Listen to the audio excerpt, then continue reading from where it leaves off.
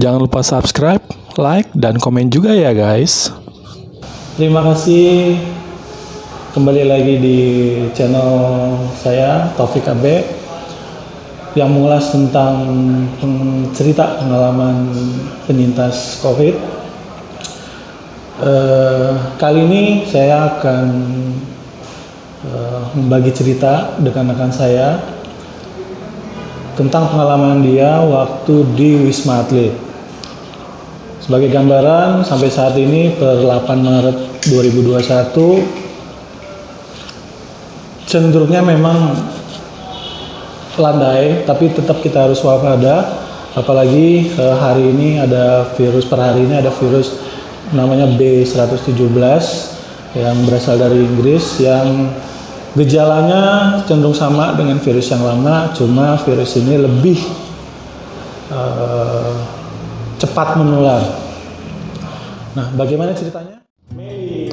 Hai Abe. Apa kabar? Baik. Udah sehat ya? Insya Allah sehat terus. Iya. Jenap. Gimana Mel? Ceritain dong, pertama kali kena COVID itu gimana ceritanya? Pertama mungkin gue bisa dimasukkan kategori klaster liburan ya, karena gue itu terpapar atau terinfeksi setelah pulang dari liburan. Kebetulan gue liburan ke kawasan Sukabumi. Kita nggak menyadari, kita terlalu percaya diri kalau kita tuh sehat, terlalu confident. Nah, pulang liburan kondisi masih stabil, biasa. Tapi mulai menurun. Kita udah mulai menurun dari biasanya kalau tidur sehari setelah liburan tuh cukup, kita fit lagi. Ini gue fluktuatif. Jadi satu malam gue bangun karena tenggorokan gue nggak enak, gitu kan. Gue langsung minum obat, tolak angin dan semacamnya, enak. Hari kedua bagian tenggorokan lagi. Jadi ada sesuatu yang terasa jalan di sini. Jadi ada sesuatu hal yang nggak bisa gue telan sampai hilang. Nah, yang merasakan pertama kali dia tersadar dia terinfeksi COVID itu anak gue. Dia ngeluh penciumannya hilang. Tapi kita bercandain gitu. Karena jujur setelah saat itu gue nggak terima kalau gue ini kemungkinan terinfeksi COVID-19. Nggak terima, gue nggak siap mental gue untuk terima ini gitu kan. Jadi pada saat anak gue udah mulai hilang penciuman, besoknya gue. Nah, gue itu punya Backlin, gue guyur setengah botol Backlin kan baunya nyengat ya. Baru gue yakin gue kena COVID di situ.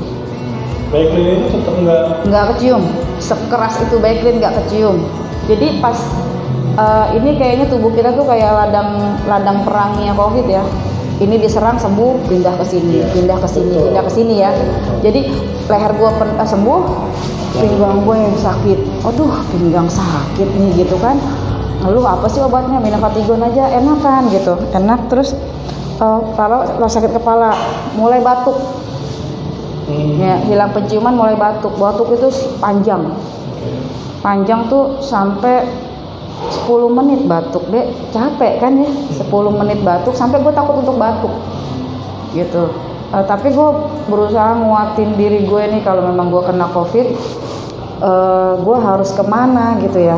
Dan kalau gue diem aja di dalam rumah, ada 3 anak gue yang lain kan, yang masih sehat kan.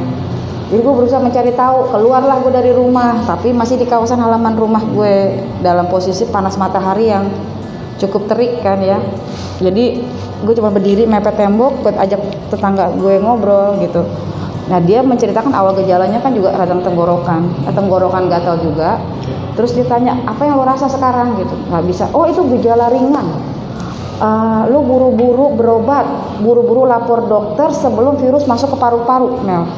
Sebelum gitu. Kalau udah batuk udah masuk ke paru dong.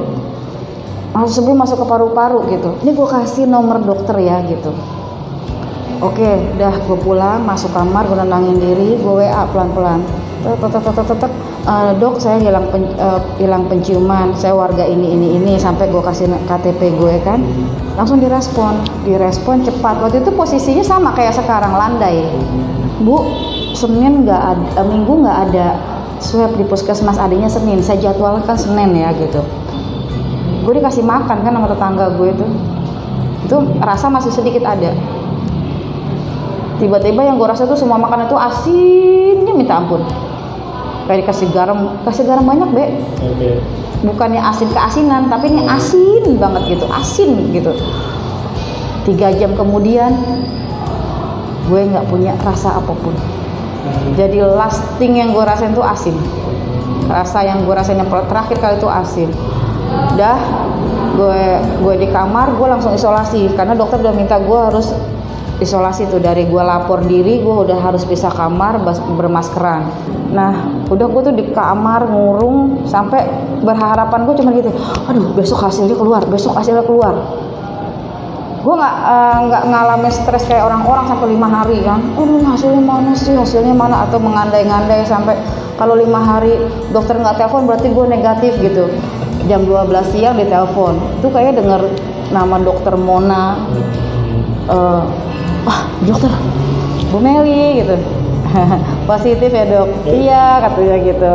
Tapi Alex enggak nih gitu. Anak gue enggak. Dok, Alex tuh gejalanya sama loh sama saya. Sampai sekarang belum beres. Gue bilang gitu kan. Oh nanti dulu. Tutup dulu ya teleponnya kan. Tutup yang telepon, dicek lagi. Nah, ternyata di PDF-nya dia nggak kebaca ada garis apa gitu, tanda apa gitu. Akhirnya pas telepon lagi, ya Bu, dua-duanya positif. Tunggu kabar, minimal besok pagi berangkat ke Wisma Atlet. Cepet nggak, Be? Ya kan? Orang bisa 2-3 hari sampai 10 hari loh untuk ke Wisma Atlet gitu. Udah, gue prepare malam, gue minta anak gue yang perempuan beresin baju mama seadanya, sebisanya. Mama mau isolasi, udah kan? Gue pikiran gue gini, gue berpikir gue harus keluar dari rumah. Gue nggak mikirin anak gue ini makan apa besok, gue harus keluar dari rumah, ya kan? Nah, supporting yang supporting system yang pertama yang bikin gue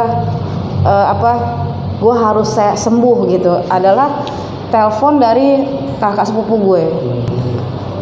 Mel, katanya kena COVID ya gitu. Iya. Positif, iya. CT berapa gitu? CT gue itu 24-25. Oh iya. 24-25. 24-25 kan ada 2 kan? Ya dites kan ada ini sama ini kan. Terus anak gue 25-26. Ya kan?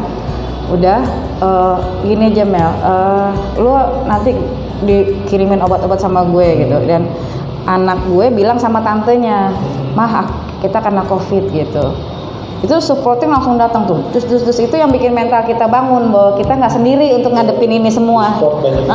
Banyak support. Terus kakak sepupu gue bilang, lu lebih baik jujur kalau lu kena COVID. Jangan lu umpetin. Mulailah gue dari tetangga gue sebelah rumah. Akhirnya karena kepanikan dari luar, gue minum obat Linhua tuh nggak sesuai timer. Jadi saking pengen sehari sembuh dari COVID, gue minum jam 6 sore gue minum Linhua 4. Jam 11 malam gue 4 lagi. Harusnya kan 8 jam. Mabuk lah gue di situ. Mabuk karena mungkin waktu yang gue minum Linhua yang benar-benar murni yang dari Cina ya gitu, yang memang itu langsung meredakan pelan-pelan batuk gue kan. Tapi di situ gue mulai nggak bisa makan karena terlalu aromanya terlalu menyengat di hidung gue gitu kan. Jadi untung gue nggak kena body starving ya, yang artinya tubuh itu jadi kayak overdosis, akhirnya malah melemahkan tubuh itu sendiri gitu kan. Untung gue nggak ngalamin itu, atau mungkin gue hampir mengalami itu kali ya. Karena besoknya langsung gue sekat gitu minumnya, gue minum sesuai lagi gitu. Nah itu yang kalau gue boleh jujur nih sama dokter atau gue panikan, "Dok, jalan saya melayang." Kan udah halu, Be. Napak jalan gue gitu kan, tapi gue masih melayang, Be. Pandangan gue depan gue kabut gitu. Terus Kayak enggak melayang, enggak goyang, melayang, jalan kayak di atas tanah, tapi napak kaki gue. Pagi gue udah mandi, anak gue masih malas-malasan, mandi. Dokter belum telepon, mandi. Gak lama dia lihat WA, mama jam 8 harus sampai puskesmas Pasar Minggu. Rasah loh. Gitu kan. Udah pesan Grab, mandi, pesan Grab langsung. Gue bilang sama anakku, masuk kamar semua, mama mau keluar. Itu pas gue keluar rumah, gue nggak berani nengok, Be. Lo tahu kan kalau kasus COVID, keluar rumah kayak orang pergi haji, bisa pulang bisa enggak, ya kan? Iya nggak? Bisa pulang bisa enggak gitu kan? Nah, sampai di puskesmas, kita ngeliat rombongan yang swab bareng. Kan Senin kita di swab bareng. Satu keluarga 9 orang kena semua. Diturunin satu mobil. Bro. Ini orang mau ke Wisma Atlet apa motor ya gitu. Itu tasnya gede-gede. Disitulah gue lihat dia ngomong 10 hari kalau yang CT-nya segini kan OTG gini-gini. Mulai gue pahamin nih apa sih OTG, apa sih gejala, gue pahamin lah. Akhirnya ada bis sekolah yang bagus banget, bis sekolah. Gue naik dong, di absen. Yang ikut bis ini Bu Meli sama Alex ikut ambulan. Sepanjang jalan nih gue mau di Wisma Atlet ngapain sih gitu kan ya. Walaupun teman gue walaupun teman gue bilang enak Mel di sana gitu. Walaupun gue ada bayangan, tapi ngapain sih gue di sana, diapain gitu kan. Wisma Atlet yang awal-awal kena dulu kan bangsal panjang yang isinya ventilator semua atau apa gitu kan ya. Pas begitu masuk, oh ini Wisma Atlet ya Mas gitu. Tapi Mas ngomong-ngomong, Mas yang kemarin nanganin saya swab ya? Oh iya Bu Meli gitu. Dari 52 orang yang kena, 23 kena termasuk ibu sama anak ibu Alex katanya gitu. Iya. Udah masuk, orang lari-lari Be. Begitu masuk pos 6, pintu pos 6 Wisma Tower, begitu masuk, kok orang lari-lari ya? Orang lari-lari Be, lari-lari, jalan-jalan, ketawa-ketawa kan. Begitu gua masuk, seret, kok Bu Meli enak di Wisma Atlet, kata yang nganter. Kalau di sini Bu bisa berjemur tuh, bisa lari-lari tuh Bu tuh. Bu, Ibu nggak suntuk. Kalau di rumah sakit Bu suntuk, gitu kan. Gua pas masuk Wisma, wah gua harus hidup nih gitu. Gua harus hidup, harus sehat buat anak-anak gue yang lain gitu kan. Ini gue berusaha menstabilkan diri di depan perawat. Tapi ternyata pada saat kita registrasi itu bukan sekedar perawat yang registrasi kita, Be. Ya mungkin ada perawat yang tugasnya registrasi, tapi ada yang ngeliatin psikis kita. Nyambung nggak nih orang diajak ngomong, lambatnya seberapa, apa segala macam. Ditanya kita jawabnya masih mikir apa ya gitu kan, ditanya kan. Jadi itu ada kayaknya itu disitulah monitoringnya. Monitoring kita gitu kan. Udah masuklah di IGD, diambil darah, gue nggak keluar Be darahnya Be. Waduh, darah nggak keluar, air udah berbotol-botol. Ibu minum air ya Bu. Saya udah minum air, udah ke kamar mandi bolak-balik. Dapatlah di sini Be. Dapat di sini nggak dapat, sini nggak dapat lagi di sini keluar. Udah EKG, udah ada paru ya. Terus abis EKG kita dibawa ke paru kan. Di foto, udah balik lagi ke IGD, udah Bu duduk dulu di luar, nanti tinggal nunggu perawat nganter ke unit katanya gitu. Bisa-bisanya Be gue dipanggil lagi, Bu Meli apa? Ambil darah? Kan udah darah aja ngambil susah, ngambil darah lagi, gue bilang gitu kan. Darahnya beku, Allahu Akbar, beku. Situ gue mempelajari kata beku lah akhirnya, beku. Seret, gue akhirnya diambil sini, ketemu di sini. Perawatnya sibuk ngurusin luka gue, jangan ngurusin luka gue, darah gue sampai beku, gue nggak bisa ngeluarin darah lagi nanti gitu kan. Udah darah gue aman tuh Be, aman. Kata beku ini gue pelajarin pada saat gue udah terima obat-obatan kan. Tanggal 11 gue masuk, 9 swab, 10 hasil, 11 masuk Wisma. Malam itu mulai dikasih obat kan, antibiotik. Nah besoknya teman gue nanya, coba fotoin obat-obatnya gitu. Di akhir dikasih tahu nih obatnya ini sampai adalah obat batuk pengencer dahak. Sedangkan gue ini batuknya kering. kok dikasih pengencer dahak gitu kan. Nah, gue punya teman SD lah nih, juga sama-sama karena COVID di Mayapada. Begitu gue malam naik cetak di medsos, kalau gue menginap di Kemayoran, kaget kan dia, Meli kenapa di Kemayoran? Kenapa nggak di rumah sakit? Cari tuh Meli tuh gitu, heboh nih dia. Sedangkan gue masih beres-beres lah di unit kan, masih beres-beresin kamar, pakaian atau segala macam. Gue cuma sepintas-pintas aja bales kan. Akhirnya sampai besoknya gue bisa komunikasi total. Sebagai masyarakat yang dibiayai sama negara, cukup nyaman tinggal di Wisma Atlet. Air banyak be, kita mau ngambil berapa galon, berapa dus, ya kan? Makanan itu di Wisma itu memang kita dikasih jatah satu-satu gitu. Tapi kalau kita mau ngambil 5 juga nggak masalah, di bawah masih banyak gitu kan ada kan gitu kan. Atau kita snack, kita istilahnya gue nggak bawa uang ke Wisma Atlet pun Semua terjamin kenyang gitu kan, terjamin kenyang. Malah banyak makanan yang kebuang karena banyak orang bukannya nggak enak itu makanan, tapi mual.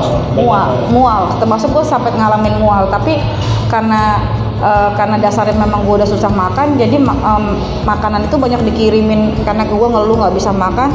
Kayak misalnya kayak lu telepon mau makan apa, gue kirimin makanan ya.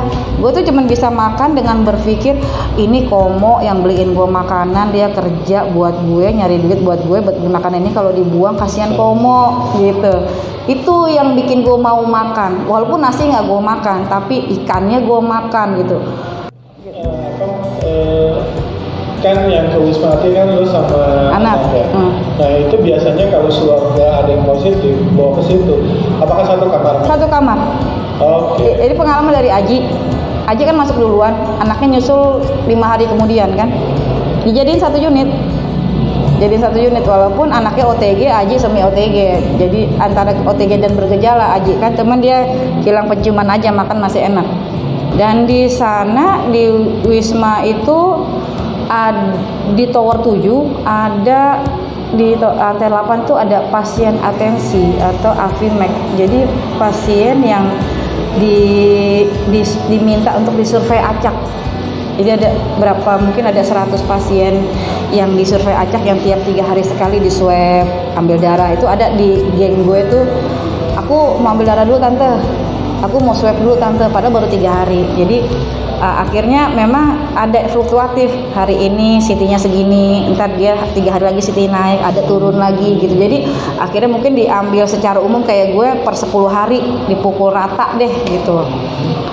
Akhirnya di sana itu baru gue pikir kita ya pulang itu kondisi harus negatif ya, ternyata enggak be. Ternyata ada ambang batasnya antara 35. Di Wisma Atlet itu kita ditorak cuma sekali kok pada saat datang. Pulangnya enggak, cuma sekali. EKG 2 kali, hari ketiga di EKG. Nah hari ketiga gue masuk Wisma itu menjeritlah nakes di sana karena kita mau ke lantai 6 mau EKG, 4 lift itu penuh semua orang. Perawatnya langsung begini, DKI naik lagi gitu, teriak gitu, lu dari mana? Gue pada diem kan, nggak ngaku dari mana dong, nggak ada yang ngaku. Liburan bu, liburan kak gitu kan udah. Terus mereka itu pengalaman beberapa teman gue yang dirawat di rumah sakit itu mereka tidak dimanusiakan sebagai pasien COVID. Termasuk almarhum budi gue yang kemarin suspek meninggal dalam kondisi probable, kemungkinan COVID. Itu cuma dilihat dari CCTV aja. Di Wisma Atlet pasien tuh megang, nakes tuh megang kita, bu periksa nadi, periksa ini, terus dibercandain gitu kan, ngobrol bareng, mereka cuek. Cuma kalau mereka masuk unit kita nggak pakai masker, mereka langsung lari, ya kan. Terus kalau misalnya tanya, lu betah di Wisma Atlet? Kita harus betah dong, orang kita mau sehat. Kita dikasih semua gratis. Gua punya unit apartemen, kamar 2. Ya kan, kalau nyewa di Kalibata berapa? Tapi nggak ada yang mau tuh teman gue datang. Nggak mau datang. Gue makan, melek mata, ayo makan. Di grup ya? Iya, ayo makan. Ayo, ada snack nih udah jam 9. Ayo ke poli periksa. Kan enak kan kita tinggal dateng. Kita nggak ngerasain makan apa, paling cuma nyuci baju. Pokoknya serba enak deh. Pagi keluar berjemur, lapar haus masuk ke unit udah ada snack, makanan ya kan, minuman, mandi air panas, tidur. Ya kan kalau di rumah ngerebus dulu. Ini nggak langsung stres gitu kan. Tidur kurang apa gitu. Terus kalau misalnya nggak betah di sana, ada masalah sama diri lu sendiri kali. Kalau nggak betah, bergaul dong. Ya kan ada grup kan di situ, kan bisa bareng ya Pak ke bawah rame-rame. Ayo Pak jalan nih Pak ke bawah rame-rame, pulang rame-rame. Kan akhirnya mereka akan timbul persaudaraan di situ kan. Akhirnya, aduh Bapak udah sehat ya Pak, udah pulang ya Pak, ingat kita ya Pak. Ayo Pak nomor teleponnya mana? Kita jadi masih bisa lanjut silaturahmi atau bikin grup buat bercanda-bercandaan gitu kan. Jadi teman gue yang di Mayapada itu bilang kalau COVID itu mengentalkan semua cairan di dalam tubuh. Jadi kalau darah lo beku, itu darah lo udah mulai sedikit mengental, gitu katanya dia. Terus ini obat batuk berdahak. Gue tanya dong, Kak, kok aku dikasih obat batuk berdahak sih? Kan aku batuknya kering. Gak dijawab deh. Cuma senyum-senyum aja, udah ibu minum aja gitu. Nah, Dewi Persik kan ngalamin ruang merah ya, Be. Sebenarnya waktu gue masuk ke Wisma itu gue udah gini-gini nih, Be. Ini apaan sih? Sama ruang? Iya, merah, tapi cuma segini. 1, 2, 3, terus gue gini-gini, gue garuk-garuk. Itu gatal nggak? Gatal. Terus gue garuk sampai hari keberapa, sus, kok tangan saya begini ya gitu, kena tomcat ya. Tomcat apaan sih gitu kan. Akhirnya ada hewan terbang lah deket-deket gue foto, ini tomcat bukan gitu. Nah memang antara kena tomcat atau kena ini, jadi badan gue kayak greges, rasanya greges gitu kan. Ini rasa greges nih ya, kita bahas nanti. Greges. Oh ya, akhirnya cuma dikasih CTM. Gue bahasa cuma ya, jadinya kesannya kayak nggak ada obat lain.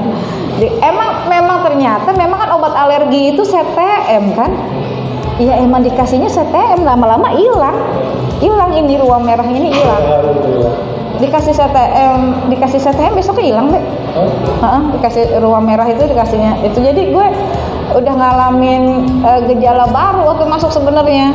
Tapi yang real secara umum, kalau lo udah hilang penciuman, lo udah kena COVID aja deh gitu. Itu ya gejala dari Maret sampai kemarin gua masuk, itu gejala paling real yang paling bener deh, lo pasti kena COVID gitu, pasti. Suka duka lo apa sih, Men? Tadi kan banyak kan kayaknya suka nih dukanya. Lo gak pernah ngeliat lo jenazah meninggal selalu ya? Oh di Wisma Atlet nggak ada, Be. Begitu masuk IGD sesak. Nggak, dukanya apa gitu? Apakah gue di sana gimana dapat pelayanan gak enak, atau tetangga tuh kayaknya batuk-batuk terus gitu sampai nggak bisa tidur? Enggak tuh. Enggak. Gue nggak ngalamin hal yang nggak enak ya. Kalau masuk ke closing statement, jadi apa saranmu ketika teman-teman sudah terpapar COVID, jadi buat mereka pegangan, gue harus gimana sih? Pertama saran gue, siapapun yang kena atau yang belum kena misalnya, tolong catat nomor telepon dokter, puskesmas, kelurahan setempat. Pertama banget itu. Di situ lo nggak akan ngalamin panik. Kayak lu mungkin panik ya ke rumah sakit mana-mana dulu kan.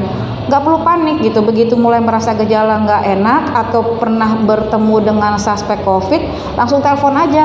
Dok, saya 2 hari yang lalu ada sepupu terinfeksi COVID. Saya berinteraksi sama dia. Langsung lapor aja, kan dicek kan. Nanti biasanya ditunggu 5 hari dulu ya Bu, gitu. Ditunggu 5 hari baru di swab gitu kan. Karena kalau buru-buru suka lagi masa inkubasi kan. Yang penting catat nomor itu. Nanti catat nomor itu. Terus kedua, nggak usah khawatir nggak punya BPJS. Karena COVID nggak dibayarin BPJS. COVID itu langsung dibayar sama Menteri Kesehatan, dibayar negara melalui Menteri Kesehatan, tidak Dengan hanya bermodal hasil PCR, tidak perlu. Saya nggak punya BPJS, BPJS sudah untuk COVID nggak dianggap nggak penting gitu.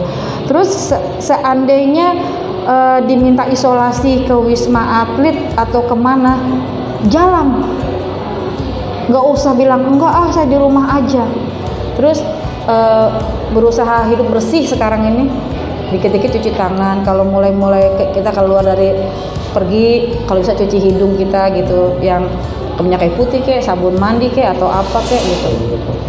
Kalau gue boleh pesan sama orang-orang yang kena terinfeksi COVID, terus satgasnya itu bilang ibu diisolasi di Wisma Atlet jangan nolak deh gitu, karena isolasi mandiri di rumah jauh lebih mahal biayanya dibanding kita diisolasi di Wisma Atlet gitu. Makasih teman-teman, sharing dari Mbak Meli aja ya. Semoga pengalaman dari Mbak Meli ini menambah wawasan kita untuk lebih waspada lagi, untuk lebih menjaga kesehatan kita lagi. Oke, terima kasih Mel. Sampai ketemu. Stay safe sama stay healthy. Dah.